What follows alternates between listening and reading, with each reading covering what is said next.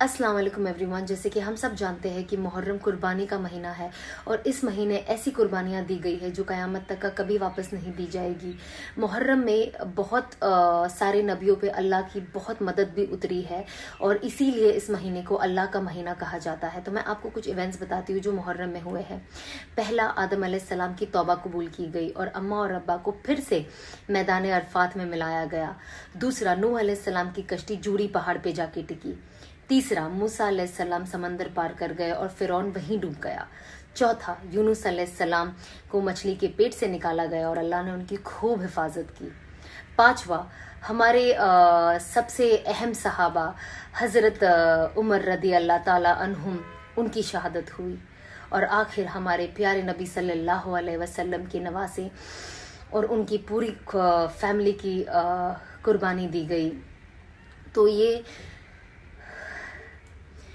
ये ऐसे इतने सारे इंसिडेंट्स और ऐसी सारी कुर्बानियां हैं जो हमें मरते दम तक का हमें याद रखना बहुत ज़्यादा ज़रूरी है। पर सबसे अहम बात क्या थी, हमारे प्यारे नबी सल्लल्लाहु अलैहि वसल्लम के नवासों को ऑलरेडी इस दुनिया में बता दिया गया था कि वो जन्नती है, लेकिन तो भी करबला के मैदान पे जंग के वक्त जानते हुए कि इतने सारे लोग हैं और जंग है, तो भी उन्होंने अपनी नमाज नहीं छोड़ी, क्योंकि वो उम्मत को यही पैगाम देना चाहते थे कि जो भी हो नमाज बिल्कुल नहीं छोड़ना। तो ये सबसे सबसे सबसे अहम बात है कि कुछ भी हो जाए, दीन और सच्चाई का रास्ता और जो नमाज है वो सबसे ऊपर है।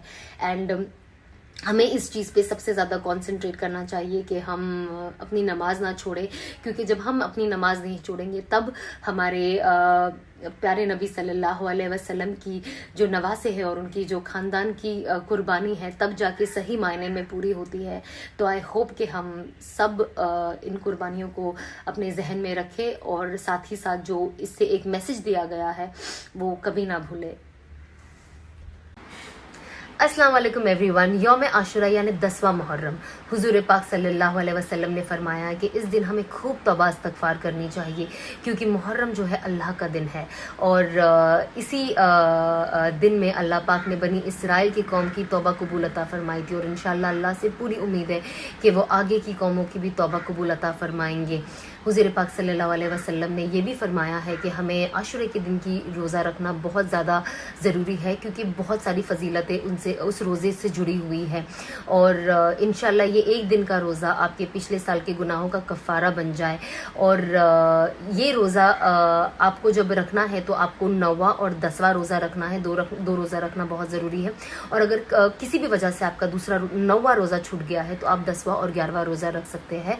तो आप उसे रखिए और खूब तौबा इस्तगफार करिए दोनों रोज़े के दिन। और हुज़ूर पाक सल्लल्लाहु अलैहि वसल्लम ने ये भी फरमाया है कि 10वें आशुरे के दिन हमें अपने घर वालों पे दिल खोल के खर्चा करना चाहिए और अगर हम ऐसा करते हैं तो अल्लाह पाक हमें पूरे साल की रोज़ी में खूब बरकत नसीब अता फरमाते हैं। तो आप दोनों रोज़े रखें, खूब तौबा इस्तगफार करें और अपने घर वालों पे दिल खोल के खर्चा करिए 10वें आशुरे के दिन।